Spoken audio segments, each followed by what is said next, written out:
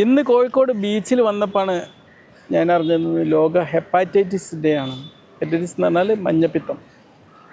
മഞ്ഞപ്പിത്തം എന്നിപ്പോൾ നമ്മുടെ നാട്ടിൽ ഒരുപാട് വെള്ളത്തിലൂടെയുള്ള മഞ്ഞപ്പിത്തം ഒരുപാട് ഈ മഴക്കാലത്ത് വ്യാപിച്ച് കിടക്കുന്ന ഒരു സാഹചര്യമാണുള്ളത്.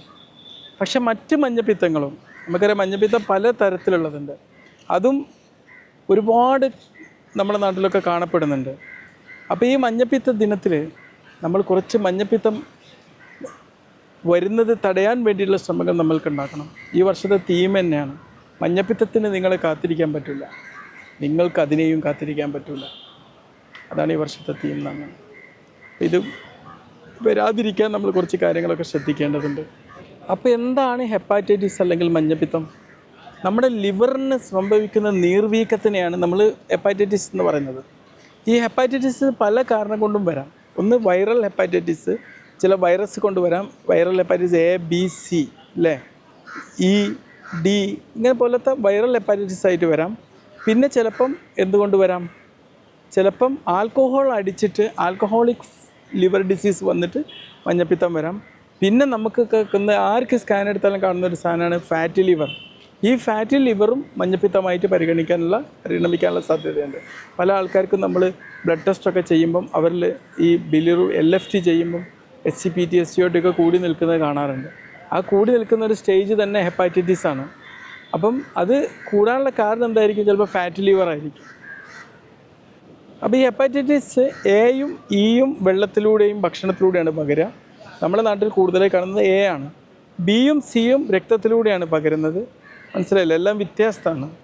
ഡി വളരെ റെയറായിട്ട് കാണുന്നൊരു മഞ്ഞപ്പിത്തമാണ്. കാര്യങ്ങൾ ഇങ്ങനെ പറഞ്ഞു പോയിട്ട് കാര്യമില്ലല്ലോ. മഞ്ഞപ്പിത്തം എങ്ങനെയാണ് തടയുന്നത് എന്ന് നമുക്കറിയണ്ടേ? വരാതിരിക്കാൻ വേണ്ടി നമ്മൾ ശ്രദ്ധിക്കേണ്ട കാര്യങ്ങൾ എന്താണ്? തീർച്ചയായിട്ടും നമ്മൾ ഹെപ്പാറ്റൈറ്റിസ് എയും ഇയും ഒക്കെ വരാതിരിക്കാൻ വേണ്ടി നമ്മൾ ശ്രദ്ധിക്കേണ്ടത് നമ്മൾ ഭക്ഷണത്തിലെ ശുചിത്വം തന്നെയാണ്. നന്നായിട്ട് വെള്ളം തിളപ്പിച്ചാറിയത് കഴിക്കുക. പുറത്തൊക്കെ പോകുമ്പോൾ നമ്മൾ ഹൈജീനിക് ആയിട്ടുള്ള ഫുഡ് മാത്രം കഴിക്കാൻ വേണ്ടി ശ്രദ്ധിക്കുക. പിന്നെ വാക്സിൻ ഉപയോഗിച്ച് പ്രിവെൻറ്റ് ചെയ്യാൻ പറ്റുന്ന ഒരുപാട് മഞ്ഞപ്പിത്തങ്ങളുണ്ട്. ഹെപ്പാറ്റൈറ്റിസ് ബി നമുക്ക് വാക്സിൻ ഉപയോഗിച്ച് ചെയ്യാൻ പറ്റും. പിന്നെ ഹെപ്പാറ്റൈറ്റിസ് എയും ചിലപ്പോൾ നമുക്ക് റിസ്ക്കി ആയിട്ടുള്ള ഘട്ടത്തിലൊക്കെ നമുക്ക് വാക്സിൻ ഉപയോഗിച്ച് പ്രിവെൻറ്റ് ചെയ്യാൻ പറ്റുന്നതാണ്. പിന്നെ ചിലപ്പോൾ മഞ്ഞപ്പിത്തം പടരാൻ സാധ്യതയുള്ളൊരു സാഹചര്യം എന്ന് പറഞ്ഞു കഴിഞ്ഞാൽ നമുക്കറിയാം എന്താണ്, നീഡിൽ ഷെയർ ചെയ്യാണ്. ചിലപ്പോൾ ഡ്രഗ്സൊക്കെ യൂസ് ചെയ്യുന്ന ആൾക്കാർ നീഡിൽ ഷെയർ ചെയ്യും പരസ്പരം. അങ്ങനെ വരാനുള്ള സാധ്യതയുണ്ട്. ചിലപ്പോൾ സെക്ഷൽ പ്രാക്ടീസിലൂടെ ഹെപ്പാറ്റൈറ്റിസ് ബിയും സിയും ഒക്കെ വരാൻ സാധ്യതയുണ്ട്. അപ്പോൾ സേഫ് സെക്സ് പ്രാക്ടീസ് ചെയ്യുക.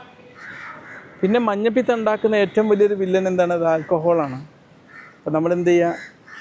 ആൽക്കഹോൾ കൺസപ്ഷനെ കുറയ്ക്കുക. മനസ്സിലായി? 2 പെഗ്ഗിലേറൊന്നും ഒരിക്കലും ആൽക്കഹോൾ കഴിക്കരുത്. അത് കഴിച്ചു കഴിഞ്ഞാൽ നമ്മുടെ ലിവറിനെ അപകടത്തിലാക്കും. നമുക്കറിയില്ല, ഈ ഹെപ്പാറ്റൈറ്റിസ് കൂടിക്കഴിഞ്ഞാൽ എന്തായിട്ട് മാറും? അത് ലിവർ സിറോസിസും ലിവർ ക്യാൻസറൊക്കെ ആയിട്ട് പിന്നെ മാറും. അപ്പോൾ അതുപോലത്തെ ഒരു അപകടാവസ്ഥ ആയിരിക്കാൻ നമ്മൾ prevention is better than cure. അതാണ് ഹെപ്പാറ്റൈറ്റിസ് എനിക്ക് നിങ്ങളോട് പറയാനുള്ള ഏറ്റവും വലിയൊരു മുദ്രാവാക്യം എന്നുള്ളത്. നമ്മുടെ ശരീരത്തിൽ 24/7 പ്രവർത്തിച്ചു കൊണ്ടിരിക്കുന്നൊരു വിലപ്പെട്ട അവയവമാണ് ലിവർ. അതിൻ്റെ കെയർ നമ്മളെപ്പോഴും സൂക്ഷിച്ച് കൈകാര്യം ചെയ്യാൻ, അപകടം ഉണ്ടാകുന്ന രീതിയിലൊന്നും നമ്മുടെ ജീവിതശൈലിയിൽ നിന്ന് ഉണ്ടാവാൻ പാടില്ല. ഈ ഹെപ്പാറ്റൈറ്റിസ് ഡേയിൽ നമ്മൾ എടുക്കേണ്ട പ്രതിജ്ഞയാണ് അതൊക്കെ.